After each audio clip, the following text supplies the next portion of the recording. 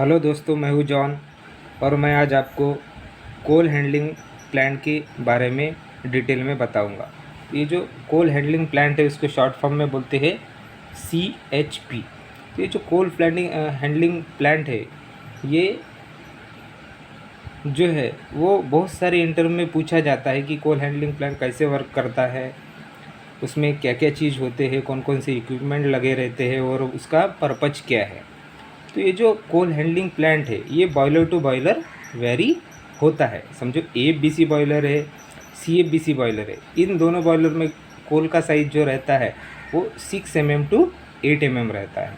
और जो PF boiler है, PFBC बॉयलर है, पल्वराइज कोल फ्यूल बॉयलर है, उसमें कोल का साइज़ जो होता है वो पाउडर फॉर्म में माइक्रोन में होता है।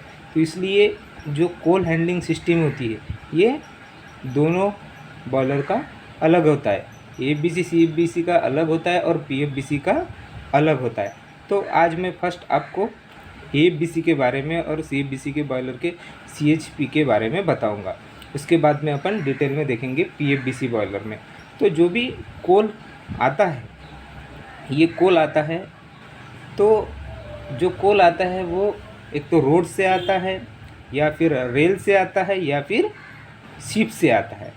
तो शिप से कौन सा कोल आएगा? जो फॉरेन से कोयला आता है वो शिप से आएगा। तो इंडोनेशियन कोल है वो शिप से आएगा। बाकी जो रेल से कोयला कौन सा आएगा? जिसमें बहुत ज़्यादा कोयला आपको लगता है, जैसे 5,000 टन 10,000 टन एक दिन का कोयला अगर लगता है, उसके लिए अपने को रेल से कोयला बुलाना पड़ेगा। और रोड से मतलब ट्रांसपोर्टेशन। तो जो बड़ा छोटा मेगावाट वाला बॉयलर है उसमें क्या है, ये जो ट्रांसपोर्टेशन होता है कोल का वो बाय रोड से होता है, ट्रक से होता है, टिप्पर से होता है। तो ये छोटे मेगावाट के जो भी बॉयलर है जिसमें कम कोयला लगता है उसमें बाय रोड से होता है। तो जहाँ शिप से अनलोड किया जाता है, बाद में फिर वो पोर्ट से अनलोड करके बाय ट्रक से लेके जाते हैं। ठीक है, अगर फॉरेन का कोयला है तो ये जो AFBC और CFBC बॉयलर इसमें रेल और रोड से ही ज़्यादातर कोल का ट्रांसपोर्टेशन होता है और PFBC में ज़्यादातर रेल से होता है। ठीक है, तो ये जो AFBC बॉयलर और CFBC बॉयलर इसमें कोल का साइज़ 6 to 8 mm होता है। तो जो रोड से जो कोयला आता है, ट्रक से आता है, तो वो कोल यार्ड में अनलोड करते हैं। तो अनलोड होने से पहले ट्रक का वेट करते हैं, वेट होने के बाद फिर कोल यार्ड में खाली करते हैं। तो जो कोल यार्ड रहता है ये ओपन में भी रहता है और शेड में भी रहता है। ओपन यार्ड कहाँ रहेगा? जहाँ पे अपने को कोल यार्ड मतलब कोयले का जो कंजम्पशन है वो ज़्यादा लगता है, तो वो है PF बॉयलर में ओपन यार्ड होता है, जिसको डेड यार्ड बोलते हैं। लेकिन छोटे बॉयलर है जिसमें कोयला कम लगता है, उसमें बरसात के लिए कोल शेड में रखा जाता है, रेनी सीजन के लिए भी। ठीक है, तो जो कोल्ड स्टोरेज करने की जगह रहती है उसको बोलते हैं कोल यार्ड। इस कोल यार्ड से अपन कोल को ट्रांसफ़र बंकर में किया जाता है और बंकर से फिर बॉयलर में बर्निंग के लिए यूज करते हैं। तो ये जो कोल यार्ड से है, कोल यार्ड में जो भी कोयला स्टोर रहता है वो JCB या JCB से क्या करते हैं, इसमें हॉपर में डालते हैं। तो हॉपर की जो स्क्रीन रहती है उसका साइज़ रहता है 100 से 200 mm, मतलब 200 mm के नीचे वाला कोयला इस हॉपर में जाएगा। तो ठीक है, अगर बड़ा साइज़ रहेगा तो इसको मैनुअली यहाँ से हैमरिंग करके फोड़ेंगे। तो यहाँ से ग्रिजली हॉपर से कोयला इस हॉपर के द्वारा वाइब्रो फीडर से ये बेल्ट कन्वेयर 1 पे कन्वे करते हैं। तो बेल्ट कन्वेयर, BC मतलब बेल्ट कन्वेयर, नाम ही है बेल्ट कन्वेयर। बेल्ट होता है और वो ये जो कोल है वो एक प्लेस से दूसरे प्लेस में कन्वे करता है, इसलिए बोलते हैं इसको बेल्ट कन्वेयर। अगर चेन लगाया है बेल्ट के जगह तो चेन कन्वेयर हो गया। ठीक है, अगर बकेट लगाया है तो उसको बकेट कन्वेयर बोलेंगे। तो ये हॉपर आएगा, हॉपर से यहाँ तक आने के लिए ये अपने आप तो आएगा नहीं, तो इसलिए यहाँ वाइब्रो फीडर लगाया जाता है और यहाँ पे मैनुअल गेट भी लगाया जाता है। अगर मैनुअल गेट है तो उसको सादा ओपन क्लोज कर सकेंगे। अगर उसी को अपने को मोटर लगाया उस गेट को, तो उसको बोलेंगे motorise rack and pinion gate.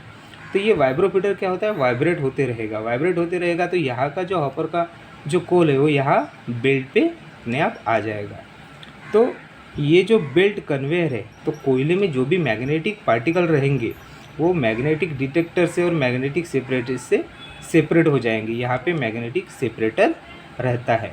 तो मैग्नेटिक सेपरेटर का मेन काम है कि आयरन पार्टिकल है जो भी उसको सेपरेट करने का काम करता है, वो आगे नहीं जाने देता है। तो ये बेल्ट कन्वेयर से आगे कोयला क्रशर में जाता है। अपने को रिक्वायर्ड साइज चाहिए 6 to 8 mm, और अपना जो कोयला रहता है 100 to 200 mm का भी रहता है। तो वो कोल यहाँ से आने के बाद क्रशर में क्या होगा, क्रश होगा, मतलब बारीक होगा। तो बारीक होगा तो जो कोयले का साइज होगा वो कम होगा। तो अपने को जो कोयला चाहिए वो रिक्वायर्ड साइज का चाहिए। तो ये जो वाइब्रेटिंग स्क्रीन रहती है, इसका साइज एक ऊपर की स्क्रीन 40 to 50 mm की रहती है, और नीचे की जो स्क्रीन रहती है वो 6 to 8 mm की स्क्रीन रहती है। तो ये जो क्रशर रहता है इम्पैक्ट क्रशर रहता है, तो क्रशर से डायरेक्ट स्क्रीन में जाएगा। स्क्रीन में जो 6 to 8 mm का साइज का कोल है वो नेक्स्ट बेल्ट पे जाएगा, जिसको बोलेंगे बेल्ट कन्वेयर 3। बेल्ट कन्वेयर 3 पे फाइन पार्टिकल वाला कोल जाएगा, और जो भी ओवर साइज पार्टिकल रहेगा ये बेल्ट कन्वेयर 2 से रिटर्न में फिर से BC1 पे जाएगा। तो मैंने यहाँ पे 3 ही बेल्ट दिया है, जो ये बेसिक है। कहीं पे 10 बेल्ट रह सकते हैं, कहीं पे 20 बेल्ट भी रह सकते हैं, कहीं पे 2 क्रशर रहेंगे, तो कहीं पे 2 वाइब्रेटिंग स्क्रीन भी रहेंगे। ये जो 2 वाइब्रेटिंग स्क्रीन कब रहेंगे, एक क्रशर के पहले रहेगा, एक क्रशर के बाद में। तो पहले जो वाइब्रेटिंग स्क्रीन लगाएंगे वो क्रशर का लोड कम करने के लिए वाइब्रेटिंग स्क्रीन लगाएंगे। तो उसमें पहले ही आपका ये जो स्क्रीन है उससे स्क्रीन होके BC3 पे जाएगा। तो क्रशर में आने वाला कोयला वो ऑलरेडी बाद में क्रश नहीं होगा, ठीक है। तो इसलिए क्रशर में बहुत मिनिमम लोड आएगा, बहुत less amount of coal crusher में आएगा, जहाँ पे 2 वाइब्रेटिंग स्क्रीन लगाया होगा। कहीं कहीं पे ये पूरा स्टीम ही डबल रहेगा। तो अपने रिक्वायरमेंट के हिसाब से मेंटेनेंस फ्री होएगा, मेंटेनेंस फ्री के लिए, और जब भी कुछ प्रॉब्लम आता है एक स्ट्रीम में तो दूसरी स्ट्रीम अपन लाइन में ले सकते हैं।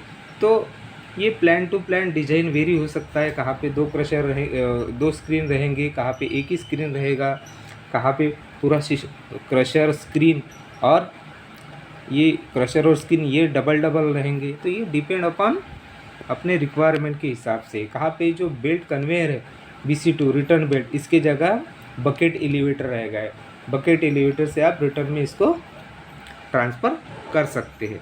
तो ये जो फाइन मटेरियल आया जो 6 to 8 mm साइज का, ये BC3 बेल्ट पे आएगा। यहाँ पे बेल्ट वेयर मशीन लगाया जाएगा, मतलब आपका कोल का फ्लो कितना जा रहा है बेल्ट पे, ये आपको काउंट करने के लिए ईजी जाएगा। इसके लिए यहाँ बेल्ट वेयर मशीन लगाया जाता है।